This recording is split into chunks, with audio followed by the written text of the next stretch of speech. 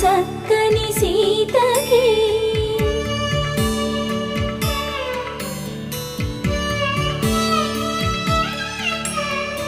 ఎర్ర జాబిలి చేయి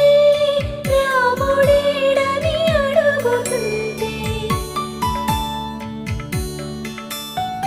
చూడలేదని పెదవి చెప్పే చెప్పలేమని కనులు చెప్పే నల్ల పూసైన